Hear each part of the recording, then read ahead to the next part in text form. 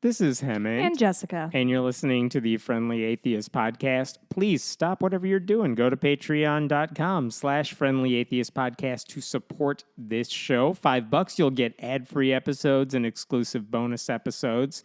I want to send a thank you to some of our more recent patrons for supporting this show. Alexis T, Janelle C, Adam B, Casilli, Alexa, Ryan, Coyote's daughter, Geezer Windbag, who I think just made me say that. Sure.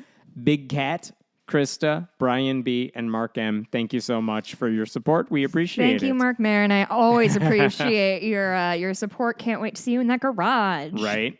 So we have to talk about the only story that matters this week to me. Danny Masterson got sent to jail? That's the only one. That's all that's in the news. Yes. I'm glad he got his comeuppance. You know what? I am too. And I'm glad that Scientology is being... Danny Masterson was an actor from that 70s show who was accused of raping 2 women. Turned out they were all Scientologists, and the girls were like, hey, we got raped. And the Scientologists were like, did you, though? Let's not tell anybody about it. Anyway, he's going to jail for like 30 years. And I had a real big crush on him as a kid, so I'm really relieved to see this whole thing put to bed because it was difficult for me to wrap my little head around it when I was younger. Yeah, glad he's gone. Let's Fuck talk you. about Joe Kennedy. Okay. What? I'm going to tell you about that coach, the praying coach from Bremerton High School. Here's where I want to start this story, okay? Yep.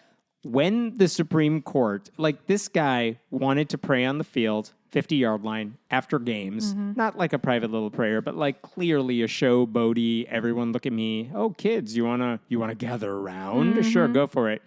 And the school's like, you can't do that. You're still on the clock. I don't care that the final whistle blew. You're not a coach until like the kids go home. You're not done being a coach.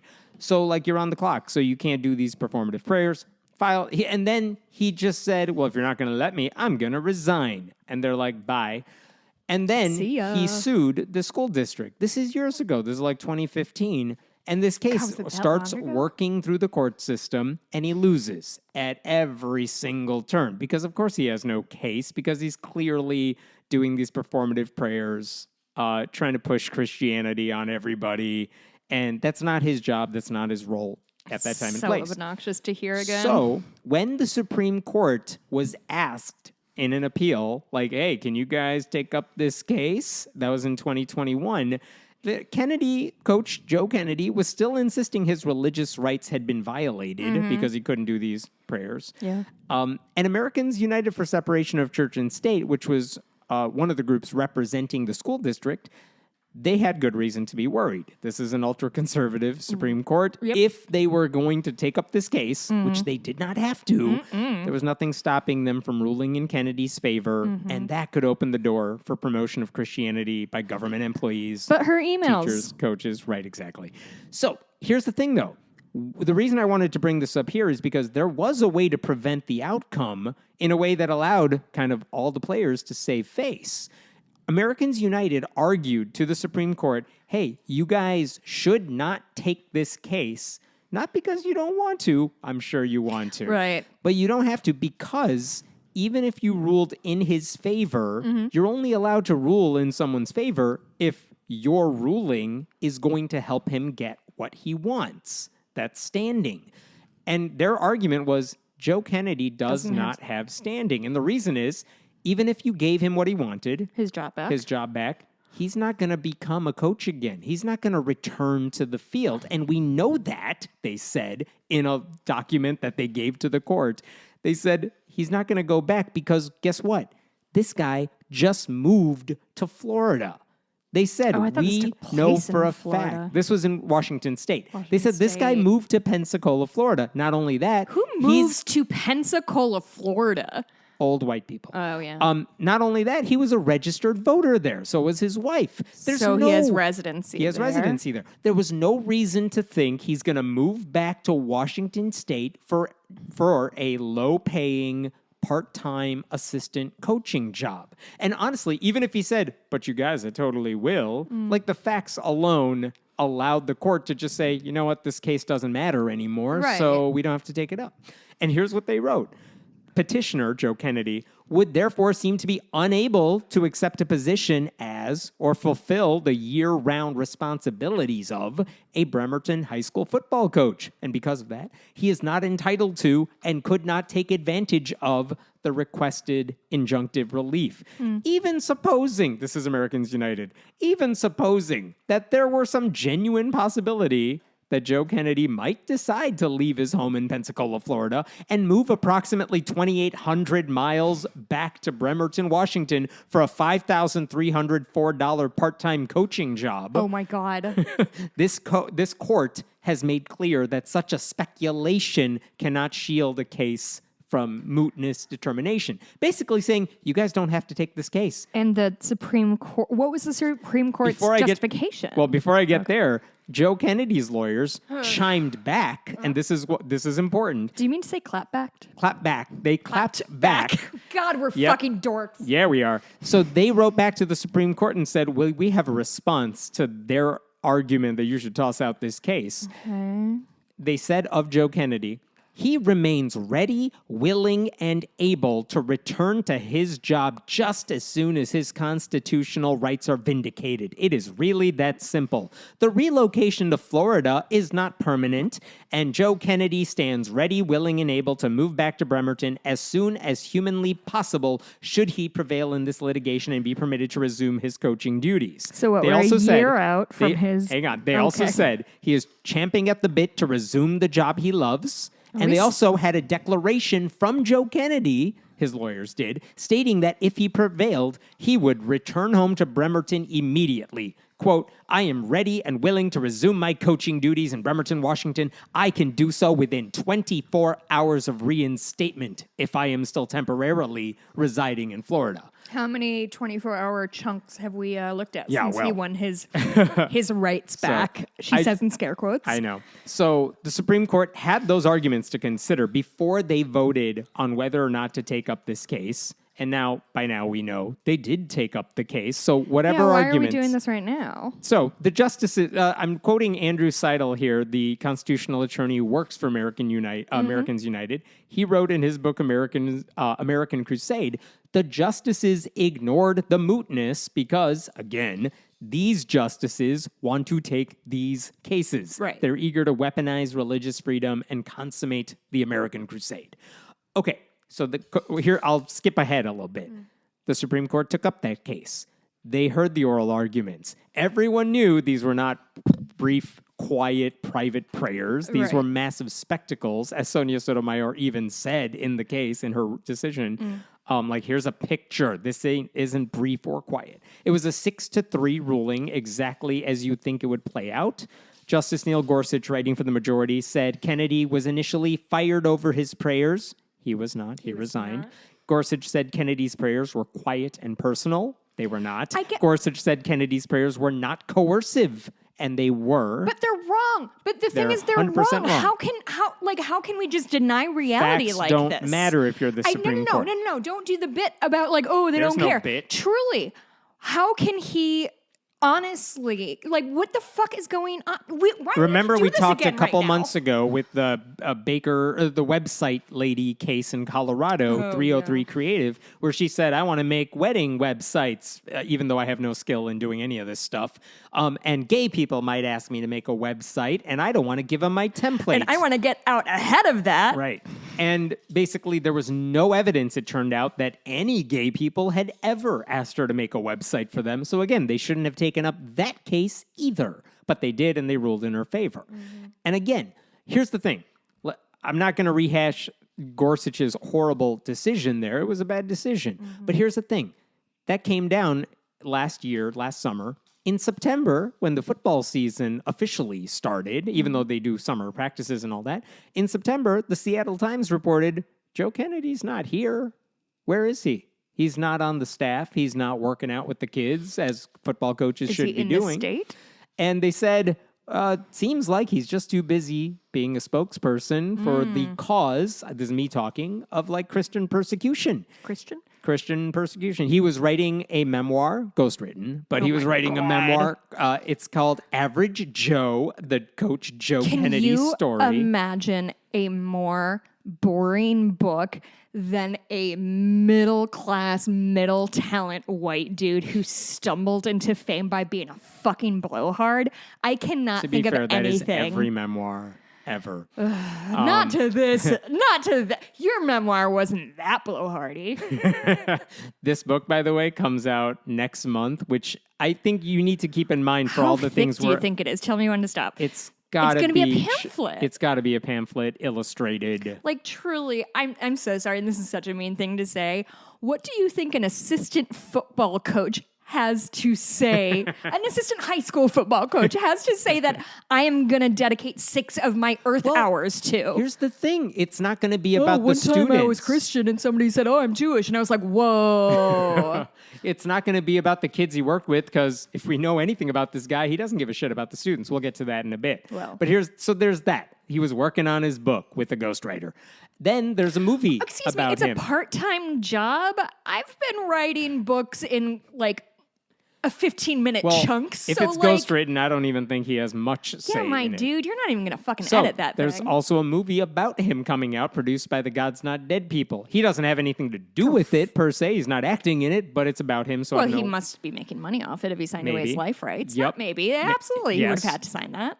He was consulting. He said in an interview that Ron DeSantis's people, and including Ron DeSantis, asked him, can you give us your endorsement? And he's like, I like Trump. The Florida move is making a lot more sense. Yeah, right? He was also giving paid speeches. He said in interviews his future plans might include, and I'm quoting here, some ministry or something.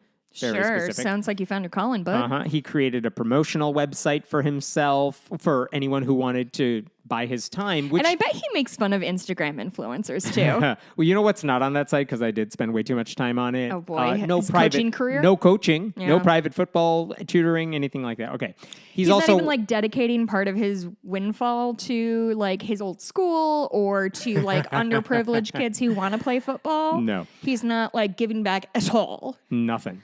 Cool, he's also working just like Jesus would do. He's also working with a Christian PR firm. So anyway, last September, why do Christians need a PR firm? Doesn't I Jesus spent even do the more work? time on the Christian PR firm's website because it looks like we're the booking agents. If you wanna, if your church wants to rent out any of our speakers, and you want to book them, go through us. They have a stable of speakers. They have a stable of speakers who involve Christian politicians, Christian musicians, and Coach Joe. Sounds like a lot of white people, I bet. It was so many. Oh, of course. Okay, so I was half joking, but I'm not actually surprised. So that was last September. Yeah. He wasn't involved in the entire season.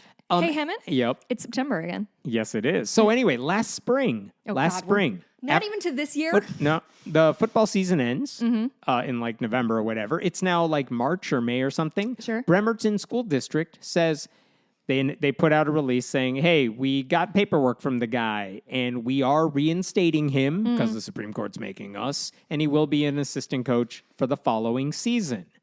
Okay, so basically for all the critics out there, it was he is coming back, you guys. Can you imagine being this poor high school administrator who now has to take orders from the Supreme Court?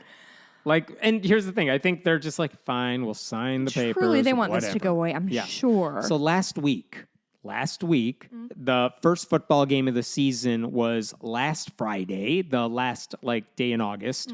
That was their first football game. I don't know how much Joe Kennedy was with the kids prior to that, because there was practice you got to do with them and stuff. But anyway, everyone's very interested in this first game, and by everyone I mean media, because it's so you're going to do the prayer thing at the end of the game, right? By everyone I mean me. I mean 3 people who pay attention to this story. But so last week, the Seattle Times, which has been on top of this story, they said Kennedy was, quote, currently house sitting in Bremerton, and said he and his wife have talked about parking an RV on her sister's property in the area during football season, which is fine, but that's clearly temporary. That's not you moving back to Bremerton. That's you finding a place to stay while you're here. Oh, I almost asked about, never mind. Okay. So, okay, fine. So did he show up was he at the game? Was he at practices? Was at the game. So he was at the game. He was at the practices, because I only know that because the Seattle Times had pictures of him with the kids practicing. Yeah. Okay, so you're there for a few practices. I don't know how many, but you're there. Fine. They asked him, so what are you going to do like after the first game? Are you sticking around here? He's like, I'm not talking about that right now. I'm interested in getting my team ready to go, blah, blah, blah. So last Friday, and this has been covered a lot in religion news sites, so whatever. Friday, the team won the game. It was a pretty lopsided victory. They did well. After the game, Kennedy did go to midfield after the game. And what was interesting is he goes there after the final whistle to do his prayer. He does do the Tim Tebow kneeling thing at midfield. This one was actually brief and quiet. It was like 10 seconds long, and then he gets up and walks off. No one surrounding the guy. Really? Every single article I read is described it as there was like a smattering of applause, but like not oh my God. not Do you a think giant he's so standing embarrassed? ovation. Yeah, he thought he was going to come back hometown hero. Yeah. And it seems like no one really wanted anything to do with this guy. Because he's being a dick. The kids on the field, mind you, these are not the students who were around when he was a coach last time around. 2 generations of students later. So they were not on the field with him. And I don't know what they thought, and it doesn't matter what they thought, but they were not surrounding this guy. And the media covered it because it was a news story. This is what the Supreme Court case was all about. This moment. But clearly, that's it. We're done with the story. We're all moving on. It's like the wildfire in Hawaii. Yeah. We're good now. All right. Yeah, we'll we heard about it, and we're sort of bummed out by the it. media leaves. It was a few seconds, and then it was done. And this week, I got a text message from a friend who's like, "How is this happening already?" And I'm like, "What happened?" And the answer was, Joe Kennedy has announced his resignation. The second game hasn't even been played yet. And here's what the press release said. Actually, this is from the Seattle Times as well. Kennedy, already back in Pensacola, Florida, where he and his wife have lived for 3 years, said he emailed his resignation at 4 a.m. Wednesday due to a family health situation. Sure, in Pensacola. And what he described as a deteriorating situation at the Bremerton School District. "I'm done," he said. In a resignation letter obtained by the Seattle Times, Kennedy said, "It is apparent that the reinstatement ordered by the Supreme Court will not be fully followed after a series of actions meant to diminish my role and single me out in what I can only believe is retaliation by the school district." What is he calling out? Is he being specific at least?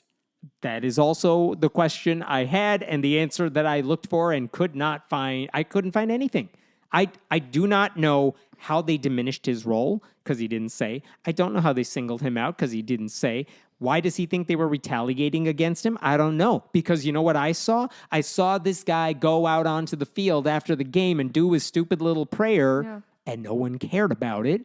And then guess what? No one else gave him the attention he wanted. And so he's going to get the fuck out of there So and now, go back to the adoring crowds. Yeah, and by the way, let's say there is a family health situation, which would suck, and my condolences. But guess what? Last week, when he was practicing and getting ready for the first game of the season, there was no mention of any possible health situation. So, like, what changed? I mean, he doesn't owe us... Is it a health situation, or is it the school's mean to him? Because it feels like a pretty big coincidence at 4 a.m. on a Wednesday. Like, he doesn't owe us medical information, but I'm kind of curious, like, what changed since last week, buddy? I would be way more sympathetic if he hadn't done countless interviews where he's like, I don't know if I'm going to, like, I don't know what I'm doing after this week. Don't ask me about that. I love that he at least had the sense to, like, stay in a house even if it wasn't his, because his first thing was like Holiday Inn Express, right? Like, we're going to be in and out of there. Like, but you have to be Neil Gorsuch to accept these lies. It's so embarrassing.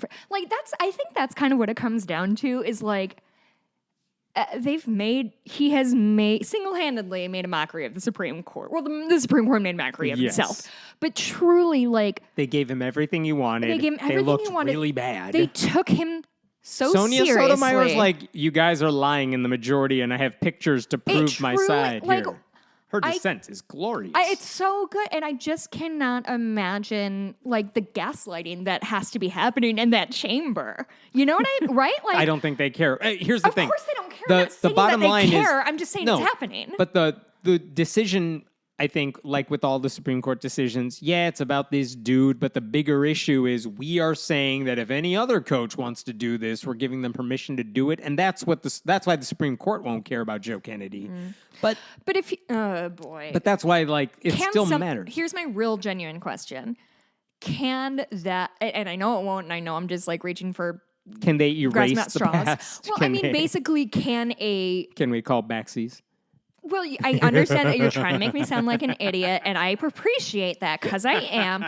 But I am just saying, like in lawsuits, you can overturn a lawsuit because there was no standing, or like somebody can overturn it and say there's no standing. I understand the Supreme Court is the highest you can go. Right. However, isn't there any reason that the fact that this man fully lied about what he was going to do and did not have standing, and the Supreme Court ignored that? Like, the answer is no, because this is one of the running stories of this Supreme Court, which is that if Christians bring forth a case that is based on a lie, it doesn't matter because the lies don't matter to the facts of the case, because they're judging some overarching legal issue and not the facts that brought it there. Which is the opposite of what they're supposed to do. Yes, but if it gets up to them, it's like, all right, we'll assume the facts are the facts and let's rule on the principle of the thing. And by the way, like, I think we discussed this when we discussed the 303 creative case as well. It's happened before in liberal cases too, where the facts were actually pretty dubious, even if we got the result we wanted. So as much as I would love to say, come on, can't you call like backsies on this? The answer is no. Well, I understand. Well, I'm not backsies, but like backsies on it, Hammond. Don't diminish me. Sorry, it doesn't matter that he lied and that everything his critics said played out. Right. It doesn't matter. Okay. But here's the thing. He says the school's coming against me. The district's against me. They're retaliating. The thing is, they did pass a policy after the Supreme Court ruling that basically said, all right, we're going to... They being the school district? Okay. They said, all right, the new rule is after you're... I'm paraphrasing here. I don't have it in front of me. But like after you're done with your coaching obligations, which they basically said is after the final whistle, you may take time to do any private prayer, private reflection, or whatever, as long as it's not interfering with your duties. Thank God we went to the Supreme Court for this one. They also said... Really worth everybody's time and money. They also said if you are praying, like students cannot be part of it at the beginning, but if they want to join in after you begin, they are allowed to do that. Saying like... Is that not already the... Everything was already the case, but they were just delineating. They're like, you can't be coercive, so the way we're going to do that is that students choose. So fucking precious about their little traditions. Yeah. It's exhausting. The district is trying to pass a policy in benefit of the students. No, I but understand. while paying attention to the Supreme Court. So they're saying, look, we want to make sure kids are not coerced, so they can't be there when you start the prayer. Yeah. If they want to join you halfway through, that's fine. So my statement still stands. Okay. These people are so fucking precious about their little traditions. Joe Kennedy was asked about the policy change, and he's like, yeah, like that's fine. I get to do what I want to do. That's what this was all about. Yeah, the whole point was that it's not just Christians get to pray wherever they want. They are reaching for Christians get to do whatever they want for any actual reason, as long as they say, well, it's my religion. Yes. So again, he didn't have a problem with the policy last week. I don't know what his problem is anymore. And when I read the press release he himself released, there were only 4 paragraphs. Most of it was like the retaliation stuff. And then the last paragraph is basically urging people to buy his book. Cute. That's a good look. Yeah. That is real classy, my dude. Rachel Laser. Fucking trash monsters. Rachel Laser, the president. And this guy's going to be richer CEO. than I could ever even dream to be. At least for a minute. For a minute, maybe. He's not going to make sound financial choices, but I guarantee you he has more money right now than I'm probably ever going to amass in my stupid nonprofit lifetime. I am not comparing the two, but I think he's going down the Kyle Rittenhouse route, which is I'm famous for something I did. Horrible.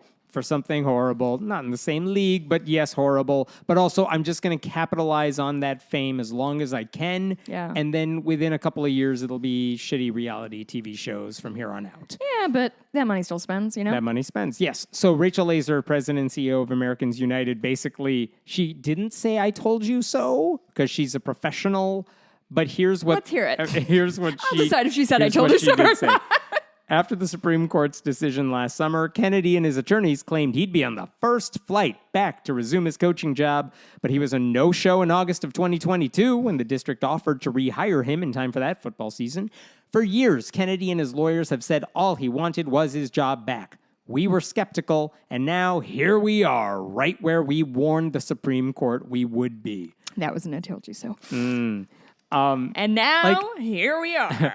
Very good. I'm offended, not just as a supporter of church-state separation, but as a public high school coach of a sort. Truly. Like, I've said this before, but like, I think this bears repeating. If you're coaching high school, if you're coaching community college, if you're coaching anything that's like not on TV all the time and getting paid a lot, it's a huge sacrifice. And as any of those people would tell you, yeah, you don't get paid much. Yes, it takes a lot of your time, but you do it for the students. You do it because you love the activity, you love the students, you do it because what you get out of it is more valuable than a paycheck.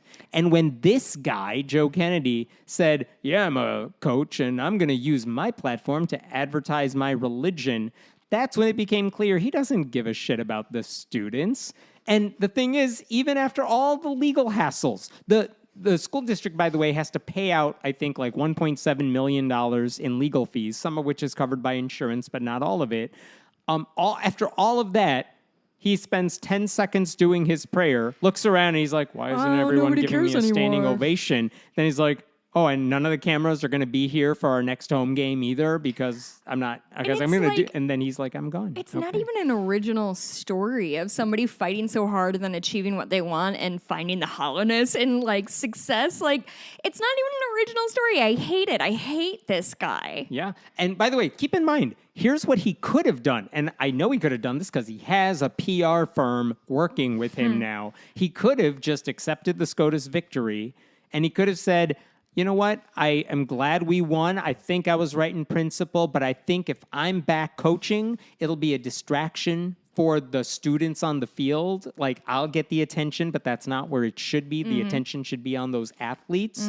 So, which is, the irony is he didn't say that because he he thought didn't. that would be true, and he did want the attention. he did want the attention. It's only after he realized the media Doesn't was give a done. shit. They were done with him after this story. We've seen the coda to the story, which is, yeah, you got the last 5 seconds of your movie, buddy. You did the 10 seconds on the field. They will show that clip at the end when they're rolling the credits.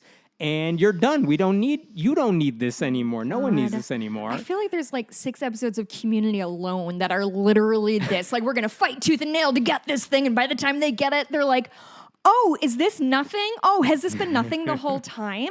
So here's what I want. Oh, by the way, David Brody, who is a Christian nationalist, fake journalist, he wrote on Twitter that he spoke to Kennedy a few days ago. This is when he announced his resignation. He spoke to Joe Kennedy, a few days ago, and Kennedy told him, quote, the school district and this lawsuit took a lot of the joy out of coaching. Yeah, dog. Lawsuits have that effect on things. Yeah, you know why it took the joy out of it? Because you made it about you. That's why it's not fun. It's not about the kids. Capitalizing on his fake martyrdom, that was his decision. He could have just done his job and coached, which is what all those other coaches on the team are doing, but he never gave a damn about coaching. Coaching was just the vehicle for him to promote Christianity through his taxpayer-funded job. Like, I'm sure, by the way, his publicity stunt took the joy out of the victory that the kids earned on Friday night. I'm sure it took the joy from those athletes too, but he doesn't care about their feelings either because he never has. Like the narcissism runs... Narcissism? I said, Narcissism. narcissism. Yes. That means I something. like it. Put it in a psychology book. Yeah, we'll figure it out. I mean, in that kind of area, I can understand wanting the attention. Like my writers are going to be doing a drill team, and I'm trying to get them to. There's 4 of them, and each carry a flag. When this is J, when this is E, when this is S and S, and at the end they line up and it says Jess, because it's all about me, right? Yes. And that's a joke I can make because I'm not a deep-seated narcissist who thinks that children playing games on behalf of their school is actually really about the adults winning or getting their way. It's so embarrassing that he has truly taken like you said, Hemant, if anybody here is a teacher, works with teens, works with kids, like, it's so hard and it's so exhausting, and you don't do it for the $5,000 you make. I don't do it for the minimum wage I make doing my job. I do it because I love these kids and I love what I do and I love sharing my passion. And this guy has lost the plot so hard. These kids are going to leave his high school hating football and Christianity. Like, I'm sure this poor school, I can't imagine. I was so waiting for any reporter to like get a quotation from any of the students. Truly, have we not? No, and we shouldn't, because they have no business weighing in on this and they have their lives. I mean, I feel like alumni can absolutely say something. Yeah. It's so pathetic. It is so pathetic that people like let their, and I know agenda is such a loaded term at this point, but like let their desire to sculpt the world to their liking. They're willing to fuck over anybody and everyone they can. It's so embarrassing. That's all I can come to. It's so embarrassing for him. It's embarrassing for the country. It's embarrassing for the Supreme Court. It's embarrassing for the stupid sport of football, which I hate anyway. Yeah. Supreme Court has no shame. The kids will still concuss each other. I am a firm believer in sports and like group activities, and I have had some shitty coaches in my day, but never have I had a coach usurp the attention so hard that he landed in the Supreme Court. All for what? 10 seconds of prayer that I'm sure Jesus couldn't hear because he had better things to do. I would have compensated him that $5,000 a year out of my pocket if he would have just shut the fuck up. I'll give him $5,000 for the rest of time. You know what I would have loved? And I won't adjust for inflation, though. He submitted his resignation and the board had their board meeting, and I haven't heard to the contrary. I assume they just accepted it and they're like, we're done with him. Can you not accept it? Well, in my fantasy, it was like, what if they didn't accept it and they're like, oh no, you have to coach the rest of the season. How pissed off would he be? He's like, what? I Can have they to do coach? that? I know, not we. How mad would Coach Kennedy be if he actually had to coach? You signed a contract. You have coached 9 more games, and God help you if we make playoffs and the team's looking real good this year, bud. We got you over Thanksgiving, buddy. Fuck me. Here's what I would like to see. I looked at the team schedule. Christian nationalism to stop. I want the team's playing an away game this week, but at their next home game, to the students on the football team at Bremerton, I know you're hearing this. Here's what you should do. When you win your next game, you should have a post-game celebration. It should be at the 50-yard line. You should make a little huddle that's empty in the middle. Hail Satan, hail Satan, hail. It would be so good. So good. He's gone. He's gone for Bremerton now, and now he'll be a political. I'm sure he's going to run for state legislature in like a minute. He's going to be president in 10 years. Don't get it twisted. This country is not doing well. Coach Joe the Plumber. Coach Joe the Plumber. Didn't we already do Joe the Plumber? He's dead now. Wait, is he?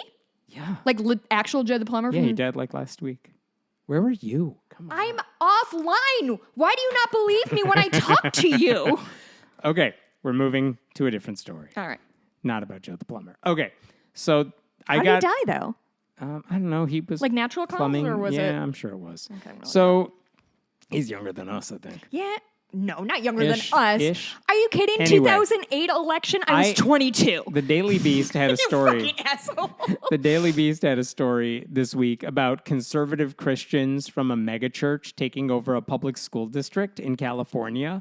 And as soon as I heard about that, I'm like, Chino Valley. Yeah. It's totally Chino Valley. What's and Chino I looked Valley? at I looked at the article. I'm like, yep, nailed it, got it. You know why I knew that? It's because this one school district in California has been in the news for over 10 years for all the same shit. It's a fine school district, but it's run by crazy people. Where in California is this again? I don't care. No, it's a southeastern suburb of Los Angeles. Oh, okay. Gotcha. But basically, this one school bougie, I district, think. here's an article. Just consider this. Bible verses. Calls to accept Jesus and the promise of eternal life can be heard in 2 places in the suburb: the Calvary Chapel Chino Hills Megachurch and the Chino Valley Unified School District Board of Education. 3 of the 5 school board members worship at the evangelical church on Sundays. Yada, yada, yada.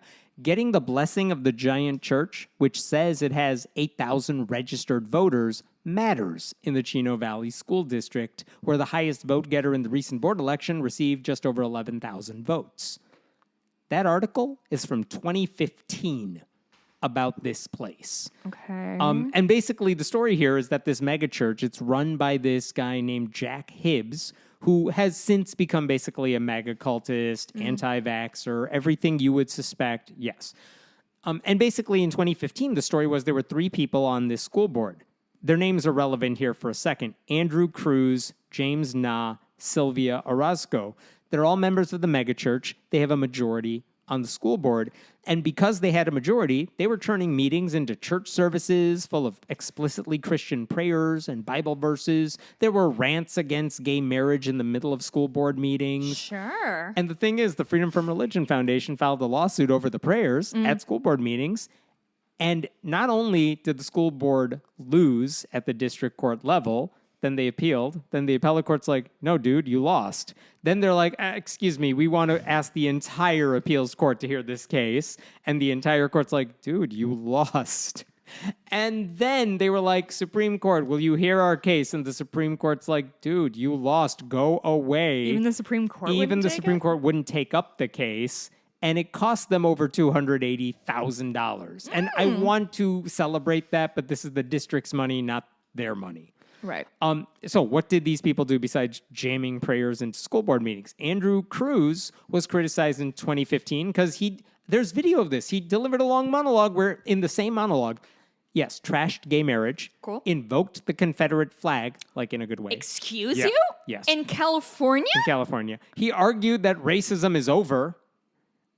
His last name is Cruz? His last name is Cruz. Okay. And he complained about California's mandatory vaccination laws. This is 2015. Yeah, that's foreshadowing. That's what we call it in the game. Yeah, and then it gets even weirder because Jack Hibbs, the megachurch pastor, when one of those other guys, James Na, when he was running for election, Jack Hibbs is like, vote for the best person for the job, everyone. Andrew like Cruz. James Na. James Na? Yeah, that's the other dude on the board. Like the pastor's literally so endorsing. Violating the Johnson Amendment? Well, yes. And here's the thing. He did that on Facebook on his personal page, which he can absolutely do and get away with. Okay. But the church's social media also celebrated this guy. And here's an example of a post from the church on Facebook. This just in, our own James Na, Chino Unified School Board member, successfully spearheaded a campaign to reintroduce the Bible back into the public schools as history and literature. Let's all email James and the school district and thank them for a job well done. They do this sort of stuff. The congregation lobbied the school district to do that thing. By the way, that same dude, James Na, he was accused of using his position to try to recruit a student leader whose job is being a liaison between students and the school board. He tried to recruit her to the church. Totally. Jesus. No lines whatsoever. And by the way, here's how Jack Hibbs talked about accusations that he's violating the Johnson Amendment. He said, no, I'm not doing that. People say I'm not allowed to endorse anyone from behind the pulpit. Quote, so then I just walk in front of the pulpit, bless the candidate, and say how great he or she is and that I'm voting for them, and then go back behind the pulpit. And that's not even the full story. His church, has literally given money to political candidates. When people misunderstand idioms, it's not an excuse to break the law. When they say behind you the can't pulpit preach, doesn't mean where you physically are, you absolute fucking pine cone. Yes. And the church, not Jack Hibbs, And the how church fucking has given money. smug he is. Oh, the U.S. Constitution has nothing on me and my little sneaky ways. And that's how he said it, too. Truly, these people need a hobby that is not just making... Imagine if I just walked around with horses all the time and was like, hey, everybody, here's a fucking horse. Take the horse. Do you want the horse? Everybody loves horses. To be fair, that is what I think you do. I mean, I would if I could, because I would love to give out horses. Oh, by the way, this school board majority in 2008, when they also had all of this happening, they passed a resolution opposing same-sex marriage. Why is the school board The school board? Why is the school board doing that? Because they can.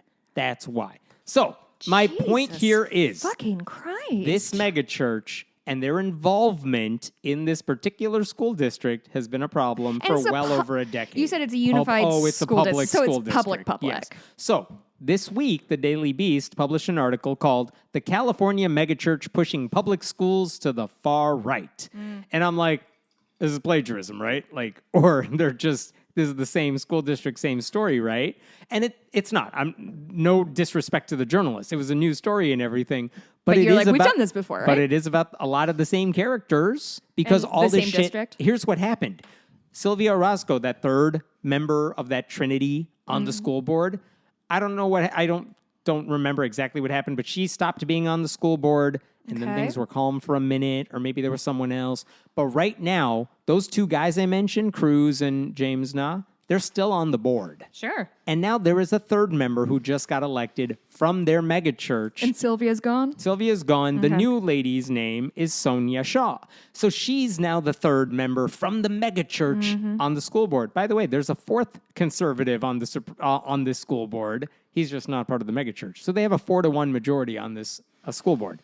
Okay, so the question is, now that Sonia Shaw has a seat on this megachurch, she won that election, by the way, with 317 votes. That was the margin of victory for her. People vote in school board elections. She was also elected to be the board president from her majority, because they're all like, yeah, you do it. Yeah. And here's the thing. What are they doing with this? Well, they're passing policy that bans pride flags in classrooms. They want to force educators to inform parents if their kids identify as trans.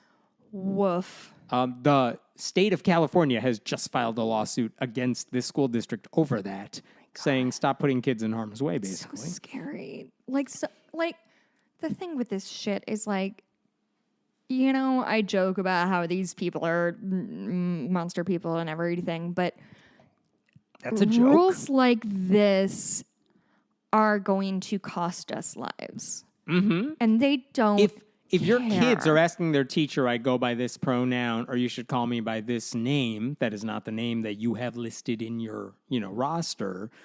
If they're asking their teacher that, but they're not telling their parents that, it's probably for a good reason. And if your kids don't want to tell you any of that stuff, maybe you're the problem and not the school district. But okay, this is the sort of shit they're doing here. So in this Daily Beast article, they spoke with Shaw. And she said, I'm paraphrasing, but like, I and the school board, we do not follow Jack Hibbs' orders. Absolutely not. No one has a direct line Can you to give Pastor me Jack any Hibbs. examples where you deferred? Well, here's what happened. She told last September when she was running, she said she's not running for election on behalf of the church. Like, they keep calling me the church's choice. I've never met Pastor Jack. I've never been brought up on stage, basically. But you go to his church. Well, go to- so I you don't- follow him. follow him, but like she's like, I don't have any one-on-one interactions with the dude. A month later, Hibbs introduces her at the pulpit. Oh. Telling In front of the pulpit or at the pulpit? At the pulpit. This it matters, says, Hammond, apparently. Right? Apparently. Like she got to know him pretty quickly there. And so here's the thing. I believe her when she says he doesn't tell her what to do, because he doesn't need to write her a note saying this is my agenda and I need you to pass it. But like, we can just see what he preaches in church. It's all right-wing propaganda. And he just knows that the people in the church agree with him. Yeah. And that if it's the school board members who happen to be in church, they're going to do what I want them to do. I mean, truly, not to equate, what's his name, Jack Hibbs to Charlie Manson, but I'm going to do it anyway. In trials, he said very truthfully, I never told anybody to do anything. I didn't tell anybody to kill anybody. I just said, I sure wish this problem was taken care of, and they knew what that meant. Yeah. And so I think let's not be so naive about what we're listening to or agreeing with. Here's a very Assholes. tangible example of what happens when these people take over. Because it's not just hypothetical. It's not just these policies that are out to hurt LGBTQ students. When one high school counselor in the district proposed building a private office inside the school's wellness center so kids could have mental health breaks, which financially they would have taken care of that and stuff. Shaw, as the school board president's like basically saying, no, you can't do that. That space could become a Planned Parenthood clinic. Wait, what? Yeah, you heard me. No. Say it again, because I clearly didn't. A space in the High school wellness center wellness center. for high school could become a Planned Parenthood clinic. Because they want somebody to be able to like go somewhere if they're feeling like overwhelmed and need to calm down. And that's how pregnancy happens. And that move, when she started railing and saying that stuff, spreading that lie, it actually dissuaded one group from fundraising for the project. Wow. And led to a harassment campaign against some of the staffers at the school. Whoa, wait, go talk about that more. I don't have more to say about it. It's just like, oh, they're trying to indoctrinate these kids. These are all groomers, that sort of thing, against the counselors at the school. Because that's what happens with this right-wing propaganda. And here's the thing. I will end on a slightly... This is grim, Hammett. It is grim, but like, if people aren't going to vote in their school board elections, sorry, this is what happens. Because the right is organized, Christian nationalists are organized, and they have enough candidates who can just do whatever Jack Hibbs wants. Mm-hmm. The one member of the board who is not one of these crazy people, the Daily Beast spoke with him too, and they're like, so what you going to do, buddy? And his response is basically, look, I can't do anything. I'm an army of one here. Yeah. But he did say, look, the next election is in November of 2024. 3 seats are up for grabs. Okay. If there is a coordinated attempt to get 3 sane, sensible people, they could be Christian. That's fine. Right. But sensible people who actually care about kids and not promoting like MAGA cultism and stuff. Right. They could get shit done, but that's the next opportunity to make this happen. But that will take the people in that community to coalesce behind a slate of exactly 3 candidates. Yeah. And whatever, if you have issues with who those are, figure it out beforehand. Better emails. Get 3 people, and then you got to get sane people to vote for them because the church is going to come out and vote. Yeah. Like, that's what's going to happen. That's the case everywhere in the country. Those people are organized because they meet every week to get their marching orders. Yep. And so if everyone else who is not as organized and don't have that infrastructure can't get their shit together, and by the way, we can. We've seen it happen. It happened in 2020 for that election. Like, it happens in local elections all the time, but you need organizers. This is not a people. foregone conclusion. This is not doomed. This is just, it needs to be taken care of. And people, it often, this is how political swings work. Yeah. Like, something gets too extreme and finally people pay enough attention and pull it back to the center. The hope is that with the Moms for Liberty groups and the anti-kids books, everything sensible groups, if they're pissing off enough people who are willing to say, okay, this election matters, it's local, no one else is paying attention, but I'm going to tell my friends to vote in it. That stuff does change because those people are in the minority, but it's an organized minority. Right. Everyone it else truly is. needs to I get think their that's act the thing together. that's hard to deal with. Liberals are like herding fucking cats, but man, conservatives take their marching orders and march. Mm-hmm.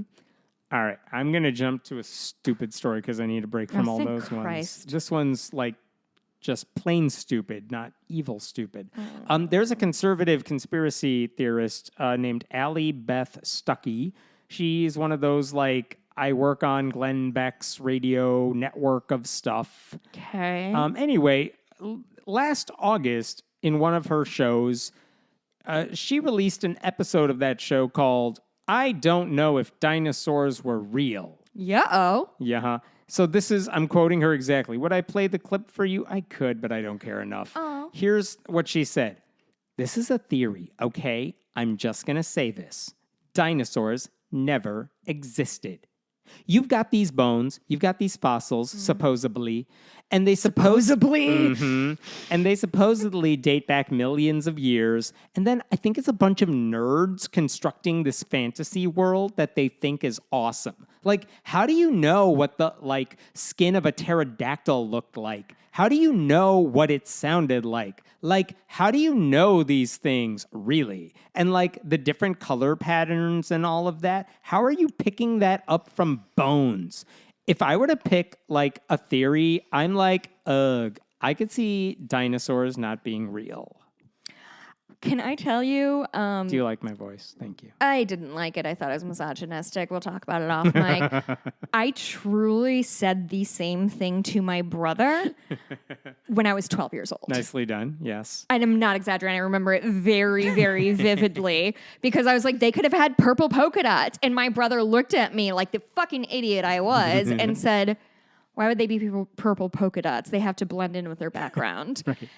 And boy, oh boy, my brother really schooled me that day. And again, I want to be very clear. I was 12 years old. Yeah.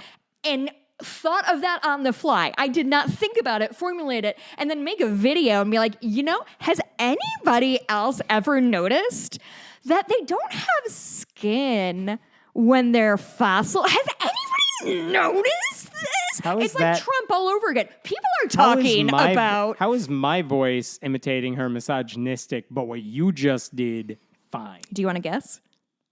You're a woman. There it is. Oh. So,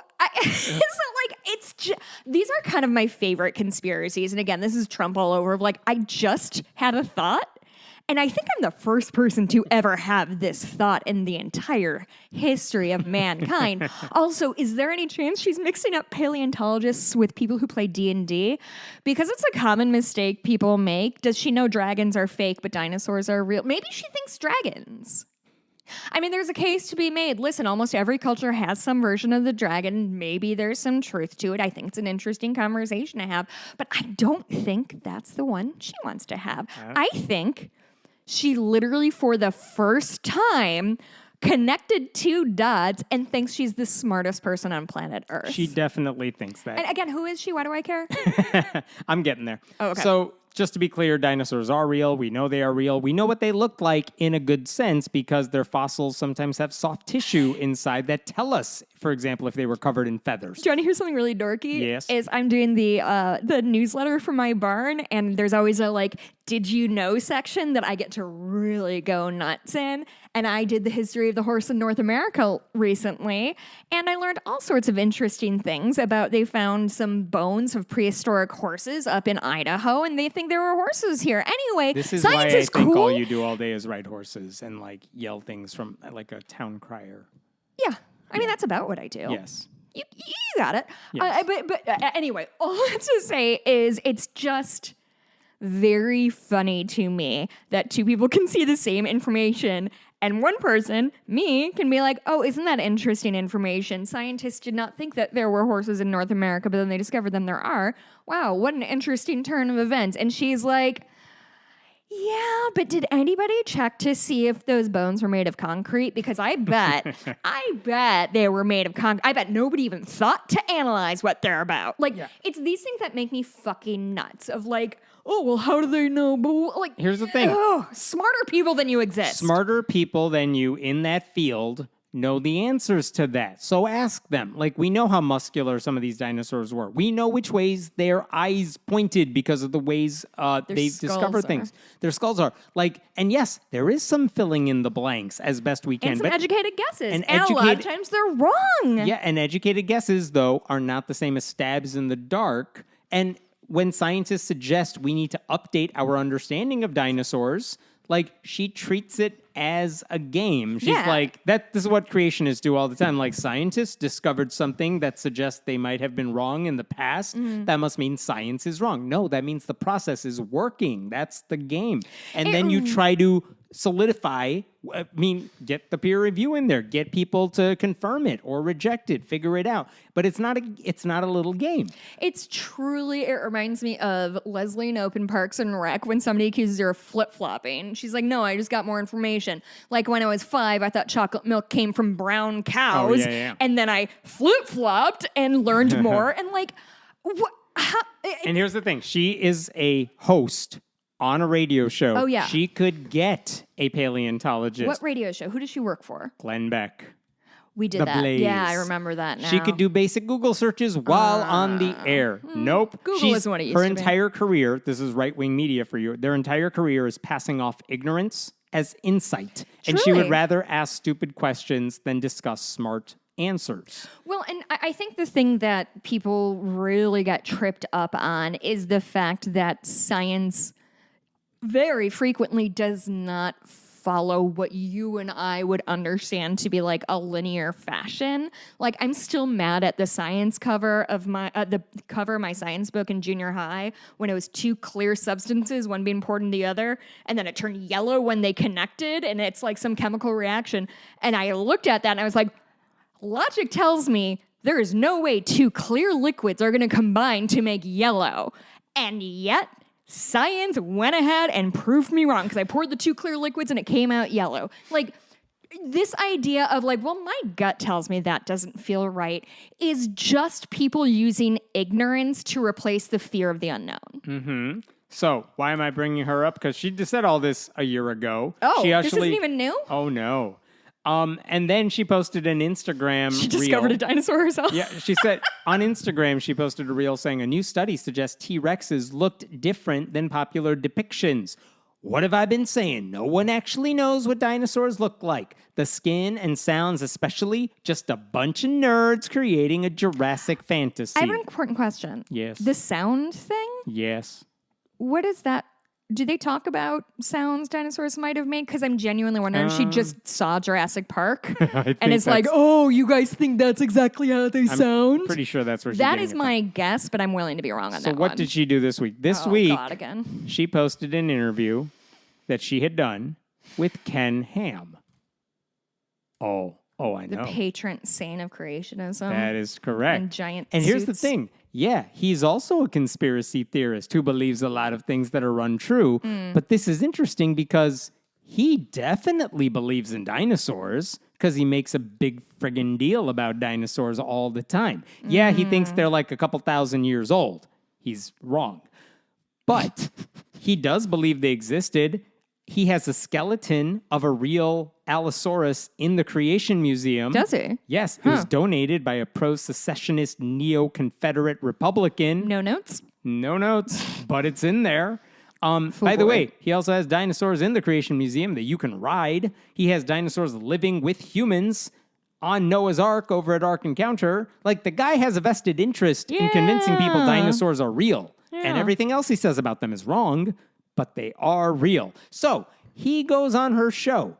Clearly, he's going to set her straight on the dinosaurs are definitely real thing, right? Because what happens when someone who's like a dinosaur denier interviews a guy who's a dinosaur liar? I do. Oh, that was good. Thank you. That was Thank you. nice. I do love when two people have to confront their own fictional views of the universe and reconcile them with each other because they have the exact same amount of information to point to, which is nothing and just making shit up. Yeah. Here's hear what it. she ended up saying in that interview. She's like, in the past I've jokingly talked about not knowing what dinosaurs looked like. That wasn't a joke. She was never Does she know what a joke is? No. Which is also a conservative thing. Sure. Humor is not their strong suit. Not at all. Like, she wasn't joking. There was no wink in No, anything no. she said. She didn't directly bring up the fact that she had denied their existence. But when she asked Ken Ham, like, how do you know they existed and what they looked like? He basically was like, yeah, I mean, you should be skeptical. Here's what he said, quote, well, first of all, you need to be skeptical about what they actually look like, simply because when they find dinosaur bones, they really only find a few. There's not that many. First of all, do I believe in dinosaurs? And the answer is yes, but let me explain. Taken him. Dude, like, the weird thing is he actually mentioned fossils and tissues and how we can get a strong understanding of what dinosaurs look like. But he also then, because he's on her show, is like, yeah, scientists go overboard and like everything they do needs to be justified and it's not. And What? she, That doesn't make sense either. That needs to be justified. like, what they say shouldn't be taken at face value is Ken Ham's whole thing. Like, scientists say they're millions and whatever years old, but like, you can't believe what scientists tell you. So he's just feeding her conspiracy. That scientists are right about the existence of dinosaurs. Yes. But is not willing to follow them down any conclusions that may bring them Correct. to. I mean, that's his whole thing. So Yeah. he just would you He's say a he fan. just He's a wants to fan. listen to the things that agree with him and ignore the things that don't? Is that what you're saying? Oh, that's Is he about trying it. to construct a little echo chamber gotta for tell himself? you, A it little was- hammy echo chamber? It was wild trying to listen to two conspiracy theorists Disagree who with each other? disagree on the thing they're both wrong about, and trying to have a conversation where neither one of them brings up why the other is wrong about this thing because they're too embarrassed to bring it up. And the thing is, I think Ken Ham just wanted to stay on her good side because she appeared at one of his conferences last year or this year. She may appear more in the future. I mean, it is an interesting tap dance, and I think we're going to see a little bit more with conservatives this year.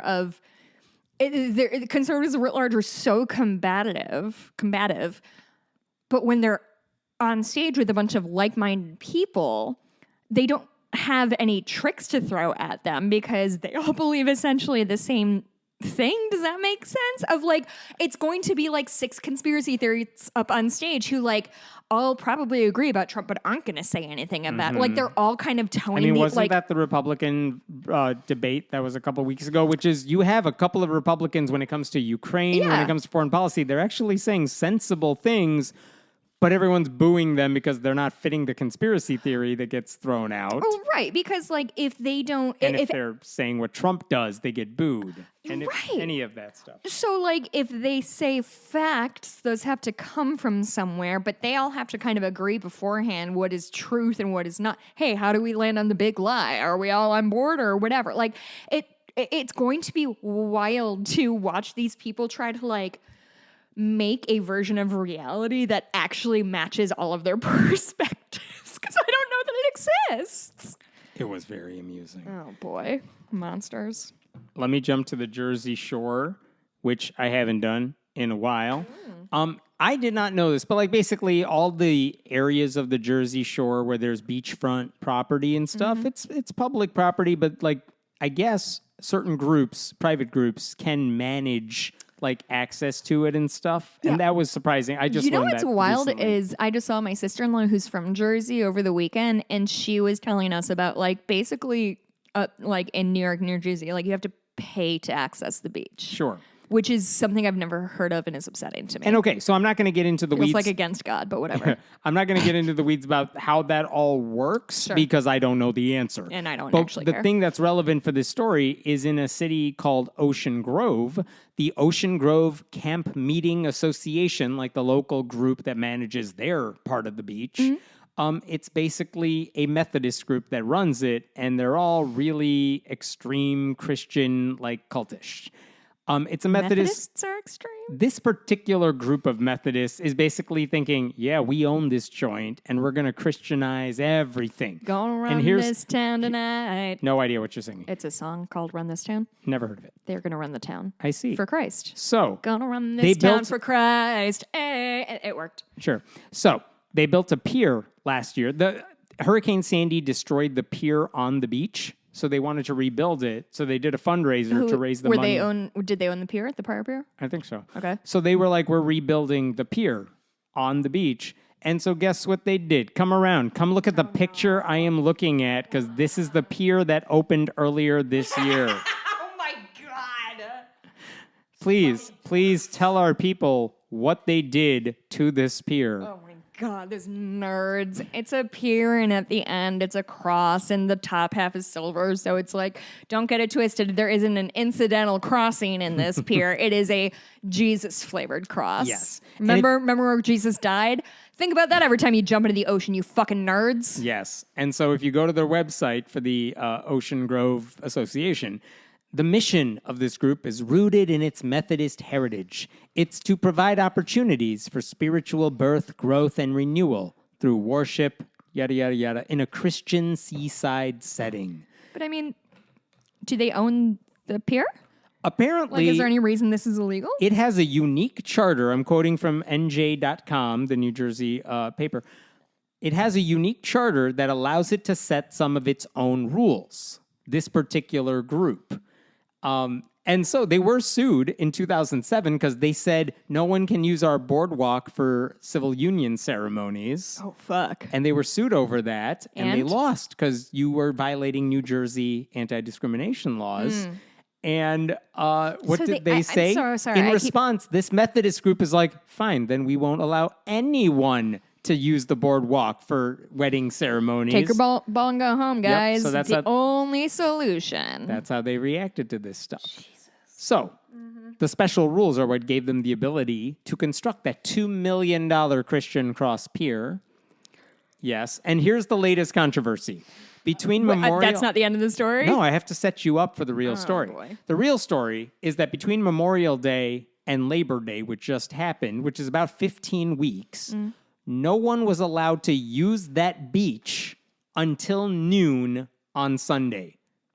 Like Sunday morning, when it's daylight, Yeah. and technically the law says anyone can use the beach during daylight, and someone can manage it, but like you can use the beach in the daylight. Okay. They said, nope, not here, not until noon. Everyone's got to go to church. Okay. And they padlocked it, and they put chains around the entrances so no one could get in just during like that Jesus time. would do. Wait, but do they? I feel like I haven't understood. Do They they get own the property? They manage the property. And I Okay. think New Jersey law says, yeah, anyone can use the beach, the public beaches, when it's daylight, something like that. But individual groups, community groups, whatever, they can control the flow of traffic. They can deliver like the permits.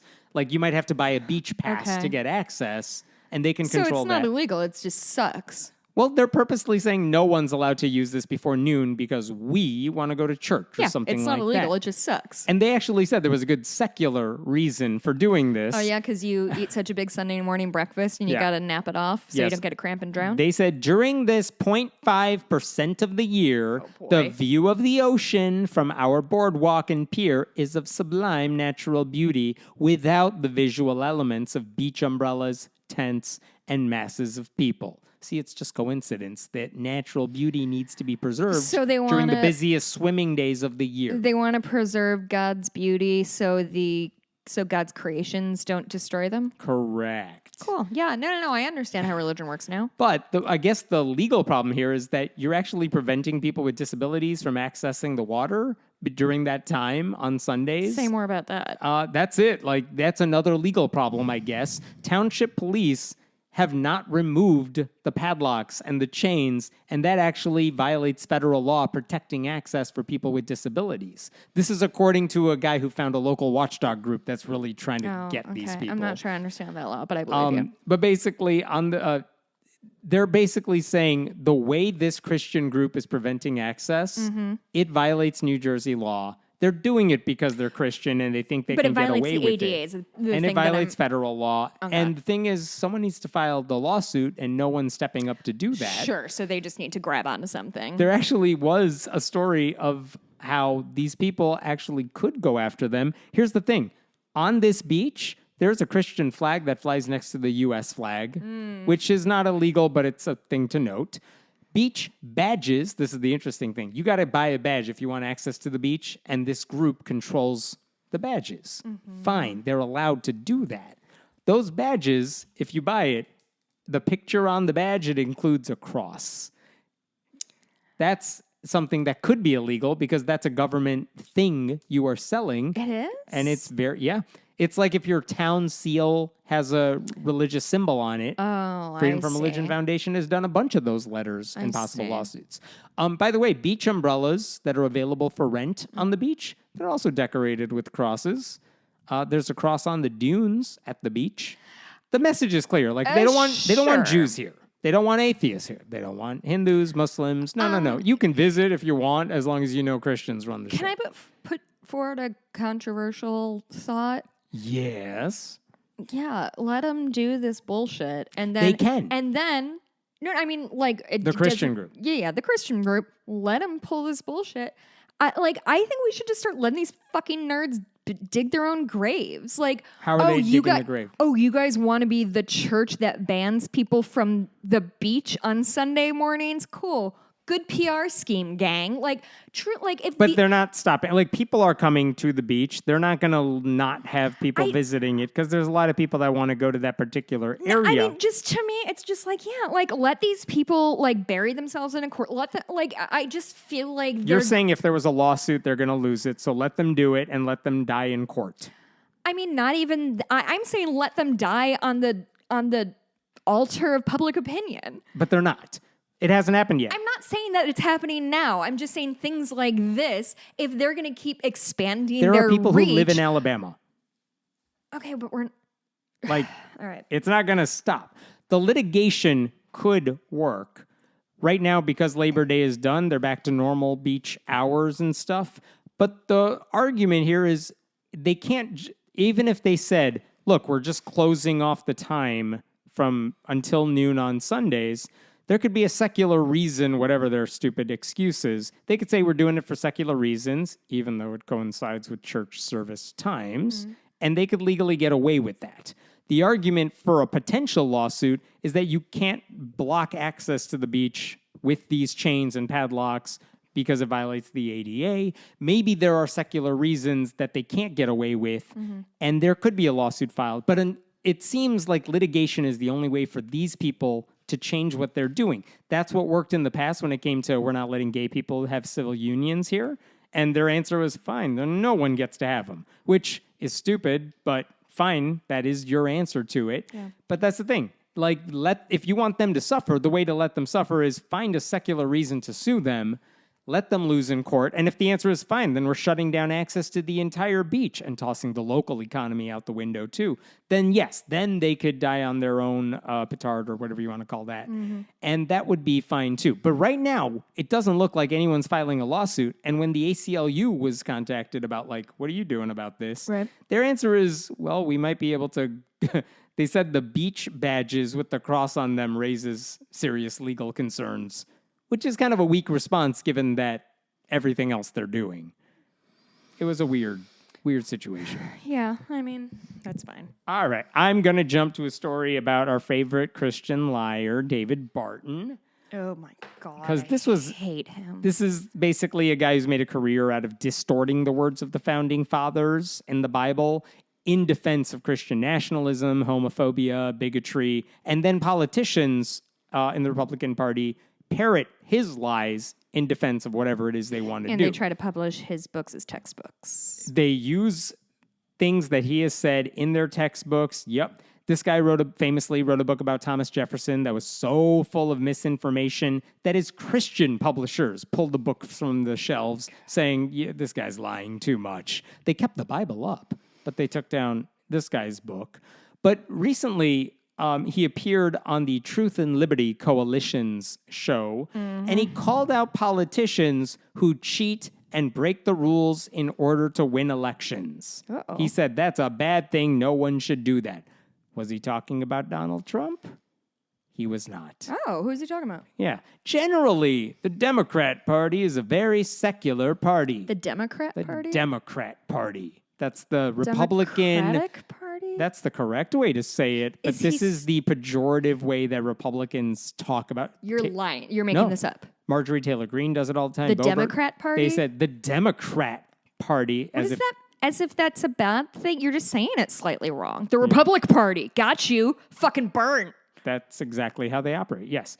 Here's David Barton again. Children. They tend to be very secular, and the more secular you are, the less God-fearing you are, which means the less restraints you have on your behavior. Can't fault him on that, Matt. Yes. The more secular you are, the less you're afraid of God. And then he went on to say, Republicans believe in God, which is why they're not going to break the rules just to win. What rules? God's Politics. Rules? God's rules? No, he's talking about cheating in elections. Okay, but he's saying Republicans okay, keep going. I'm mad. Republicans believe in God, which is why they're not going to break the rules just to win an election.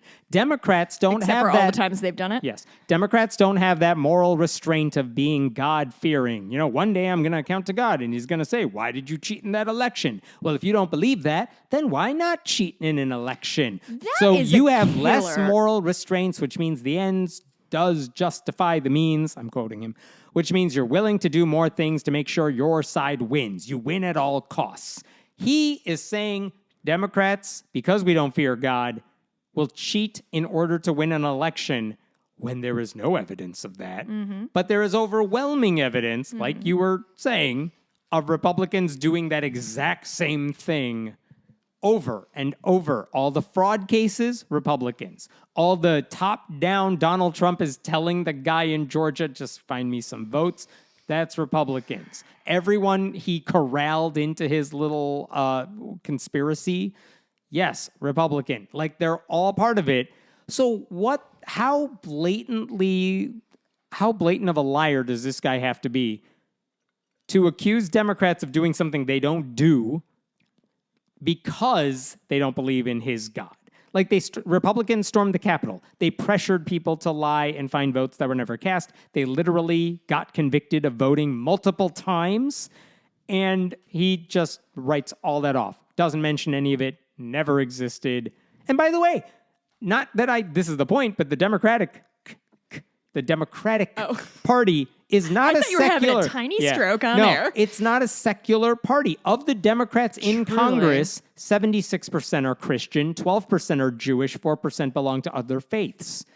One dude is openly humanist, and the other's Kirsten Sinema, and no one knows what the hell she is. Yeah, nobody's claiming her. Democrats are not godless in any meaningful way, as much as I wish they were. They're not. Yeah. And they're not cheating in elections. But this guy who lies in the name of Jesus all the time just pretends otherwise. And by the way, this is from Kyle Mantila at Right Wing Watch. Barton, of course, has a history of projecting his own side's illegality onto Democrats, such as when he proclaimed in 2019 that Christian candidates would never illegally harvest ballots shortly after North Carolina had to schedule a new election because the Republican candidate, who Barton had endorsed, had engaged in illegal ballot harvesting. But if you don't portray yourself as somebody who has a backbone, and if you don't portray yourself as somebody who has really any foundational beliefs besides everybody around me is lying, and unless they exactly agree with me, what is he going to feel badly about it? No, he doesn't give a shit. Like this, he doesn't give a shit, and he doesn't talk to anyone willing to call him out on any of this. And when he's like fucking Harold Hill, he's just going from town to town spreading lies, and nobody's catching on because he focuses. They've caught on. The Republicans just don't care. They all know what he's doing. They all know he's lying, and they don't care because they're more willing to accept. But you're saying Republican representatives. I'm talking about like human beings who just live on planet Earth. Oh, they just accept it because he says, "I'm reading the primary documents, you guys." He has no ability to decipher what those documents are saying. I mean, it's truly like fucking Catholicism. Like, you guys don't have to read it yourself. Trust me. I got it. It's boring. You'd hate it anyway. And when the person saying that is just wrong about everything, like, and there's plenty of paper, if you don't the paper trail of his lies is extensive. None of that matters for the people who are just inclined to believe everything a Christian says. And if you never admit that you're wrong, nobody is ever going to 100% like abandon you. I think that's the key to all of this. Barton, this happened a while ago, but I don't know if people remember this. He literally said he had earned a PhD. That was a hoax. He was given an honorary PhD from one of those fake Christian colleges that just hands them out like candy. And he would say, "Yeah, I'm a doctor. Yeah, I have a PhD." And he would use that in like his bio and stuff. Ravi Zacharias, the Predator. That guy did the same thing. I forgot about that guy. They get honorary degrees from like Christian schools that just hand them out. And they're like, "Yes, I'm a PhD. I've earned this. I'm even smarter than you think." I have an important question for you, Hammond. Yes. If you, what's your alma mater? Your DePaul. University of Illinois. Wasn't DePaul your master's? Yeah. Okay. University of Illinois. So if U of I called you up and was like, "Hey, Hammond, it's me, John U of I. Yes, that's his We name. want to offer you an honorary doctorate. Mm-hmm. Would you take it? Oh, sure. And would you go by doctor for the rest of your life? Ooh, I might. I might. You're not allowed to. That's the really? rule of honorary doctorate. You're not your title is you're a guy who was given an honorary doctorate. You don't get to call yourself doctor. I want one You can't so put bad. PhD anywhere because you didn't earn that. Can I put MD though? You can absolutely put MD anywhere you want. I do that and people believe me. Oh yeah. Well, you're brown. They think 'Cause I'm every brown. brown person. That is Honestly, I correct. haven't had a white doctor in like 10 years. I'm surprised Vivek Ramaswamy hasn't done it yet. It's coming. It will. All right. Oh, I'm going to boy. close off with, I just wanted to hear your reaction to this quotation from I'm so tired, The though. Transformed Wife. I hate that bitch. I know. Here you go. She just starts off in the middle of a thought. She doesn't have a preamble How here. come we're not listening to this? I want to listen to her dumb voice. It's just Twitter. Okay. Here's her Oh. tweet. Here's her tweet. All right, let's hear it. I don't know who. She is thinking of putting her young son into the public school. I warned her that they may ask him if he wants to be a girl. If she doesn't want him to be, they will take him from her, cut off his penis, and give him hormones. Yeah. Protect your children, mothers. Honestly, you guys, I haven't been straightforward with this, but my name is actually Jason. I told my teacher in first grade that I wanted to be a girl, and she just grabbed me, just cut off my penis with the scissors on her desk, which I thought was wild. Which are dull. And then just dull, rusty, and then just like a white bottle And it was one of the pills. craft scissors with the saws, like the saw blade type of, curly Q. No, it was safety scissors. They were covered in plastic, so she didn't cut me accidentally. Ouch. And then she just grabbed a bottle of just generic pills from behind her desk, dumped a handful of them, and just handed them to me and said, "Go nuts, girl. Yeah, have some fentanyl. Have some fentanyl. We know you need more energy." Fentanyl is like speed, right? I have no idea. So dumb about drugs.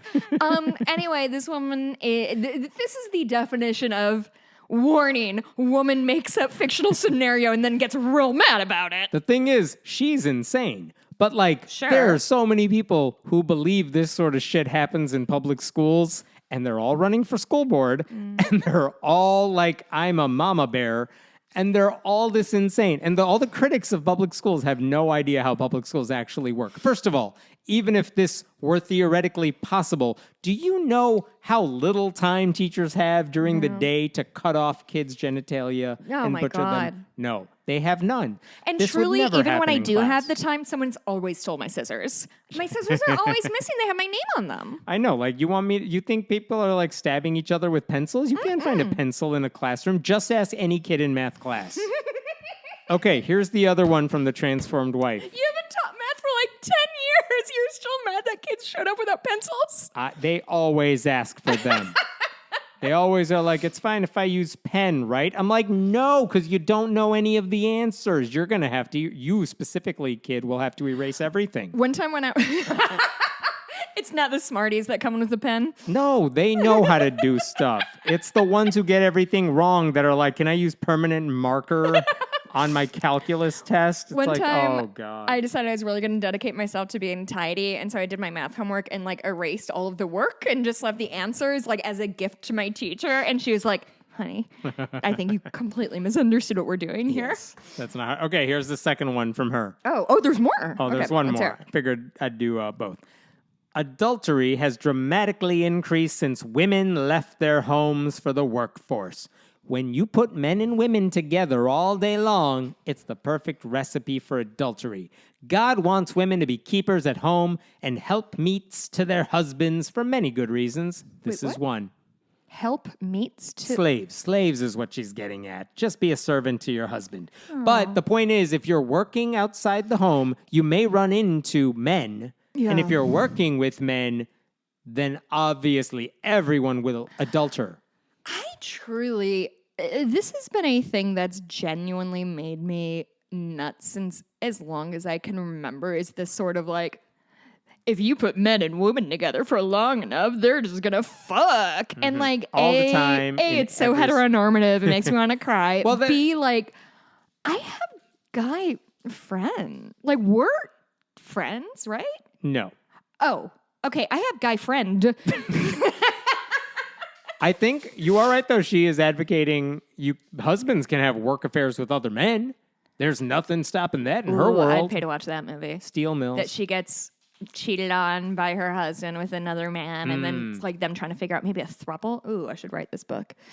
No, this sort of weird. It's the Mike Pence rule, the Billy Graham rule. Like, you can't be around the opposite sex in any situation, because if you put a stranger man and a stranger woman together in the same room, even in a professional setting, only one thing could possibly happen. It's like, you could just have some self-control, you know? You could just be professional. You could just not be interested. Yeah, I mean, you could be You could choose loyal not to your partner. right? You could do many things that don't involve this particular scenario, which is, in their minds, the only scenario. Yeah, it just seemed. And doesn't it seem like an exhausting way to live your life of just like every other woman in the fucking planet is a threat to my marriage. I trust my husband so little that I'm truly afraid that if he has like a female coworker on a different floor, he's going to trip and her dick is going to fall into her pussy. I'm so sorry I said that. That was lewd. We have talked about this a long time ago where I can't remember specifics, but there were scenarios where a guy would say, oh yeah, I was a camp counselor at a Bible camp one summer, and another female counselor said, hey, it's like a mile walk to like the dorms or something. Can you drive me to the dorm? He's like, no, I must not. drive away. It's like the woman's left behind like, well, shit, I got to walk in the dark a mile. It's That's like not better. Online when men are like, oh, women don't want blah, blah, blah, but they want men's protection. And it's like, from whom? Protection from whom? Yeah. And by the way, the theory. conclusion that she's drawing here is because men and women cannot be together in the workplace, women just stay home and be a servant to your husband. That's where she's going with this. I have a question, though, and I think this is genuinely an interesting a line of discussion. Do you think that she believes this with her whole heart because she was raised in society where men's predatory natures are tolerated? That she has only had negative interactions with men in one-on-one situations and is therefore like, I know how men do. Like, you can't be alone with a man because every time I've been alone with a man, he did something untoward toward me. That would be a better villain origin story than the real one, which is, I think she's just brainwashed. She's brainwashed for like 50 years now or something. Like she's been like this according to her own life story here, she's been like this for quite a long time in her marriage. So sad. Like I have just so many male friends whose relationship I cherish and I've learned from them and right, they're called friends. Yeah, it genuinely saddens me to know that in some sense, just these people are so intent on pretending that there are these like demons lurking around every corner when really, if you guys just like chilled the fuck out, things would be much better. Crime happens because people are destitute and desperate. Stop making people poor and they'll probably stop robbing shit because few people rob shit as their first option. Few people are like violent unless they have not learned better because these people believe truly in their hearts that men and women cannot be in a room together, so they separate them, make them seem like fucking poison to each other. It's like the whole sex thing of like, sex is evil, sex is evil, sex is evil until you get married, and then guess what? Your whole brain is going to be super chill with like being intimate with a person of the opposite gender, even though you've been told your whole life how evil it is. The switch goes off at the altar. That's what you do. You boogeymen that they're... Stomp on the glass, you say mazel tov, and then you flick the switch, and then that's the wedding. I don't know that Jewish culture is as obsessed with sexual purity, so I'm not going to travel down that road. The things that sadden me are, A, they are taking experiences away from people that could be helpful and good, but also that they are painting a world full of boogeymen that don't really exist. Yeah, and the boogeyman is everyone who's not your spouse.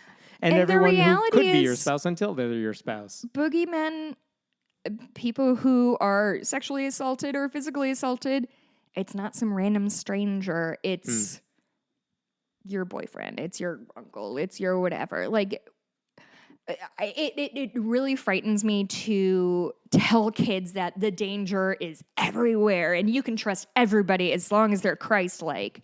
Because I don't know if you've read any books, but not everybody who purports to be Christ-like acts as such. And so that's also the alternative title for this podcast. Like these kids have no defense. They have no way of understanding that authority isn't infallible if they're told that. And if they're told that the evil is just like gay people walking around, it's such a scary world for those kids. They're just like teeing them up to be absolute like, I'm sorry. I'm just so frustrated. Thanks, Transformed Wife. So much. Scary thing is, she's some kook online. She's real, I swear. But like, what's her name, like Helen or something surprising? Lori. But there are so many other younger, also fundamentalist Christians who are parroting all the same stuff, and it's just as bad. And their whole thing is we're trying to sell this to other young Christian women. Listen, I've had many conversations with young women who are deep in the church and truly not set up for success. I will tell you that. They are not set up for success in their relationships. And with that, We'll see you next week. Where do we find people? I'm at Twitter for some reason still at Hem and Meta. Is there? I genuinely haven't opened it in probably a week or two. What's up with it? Is it still working? We're all anti-Semitic now. Oh, congratulations. Yes, nice work. happened. Is that why you made the snide crush the glass joke? That's exactly right. It's really on par. If I wanted to keep my account, I had to like say some very unhelpful stuff. Really? Yes. Okay. That was the rule. And you could find us if you want to support the show after that. Yeah. Go to patreon.com/friendlyatheist Guys, podcast. I make minimum wage. Support me. Where do we find you? I mean, nowhere. Facebook. I'm genuinely wanting to get into Discord, but I only remember it exists when somebody tags me, and then I have such a hard time navigating. I'm genuinely the world's biggest. This is like me and Reddit like 8 years ago. I'm doing my best. Want to be a part of it. Want to hang out with you guys. Yeah, that's it. All Facebook, right, we'll I guess. see you. Wait, no. What? There's You can, more? yeah, Where? you can leave us a review. You can. On iTunes. And while she's looking for Nope, that, I have it pulled up. Oh, Fuck do you. What Great is source it? for atheist. I think it's related. It's not a good platform. This is from JFKAHL. JF Call, we'll call it 5 stars. Been a listener for 6 years. Hammett and Jessica both do a fantastic job of keeping listeners updated on news and the atheist church-state separation. While Jessica is my favorite host and definitely the one I can relate to the most, suck it, Hammett. That's me editorializing. I also appreciate Hammett's matter-of-fact presentation of news stories. His podcast keeps me informed, also makes me feel a little less alone in the Bible Belt of the United States. Keep up everything. I appreciate everything the hosts do. Keep up the great work. Smiley face. Thank you, Jen. That was very, very kind of you. Thank you so much. Very nice. What are we talking about in the bonus? Oh, I was just going to talk a little bit about my Labor Day weekend, and about working with teens and how hard that is. And, here's what I do want to talk about. We were at the pool this weekend, and we saw a woman with a giant beach bag that said boy mom in giant letters, and I just really want to have a conversation about that. Boy moms. Got it.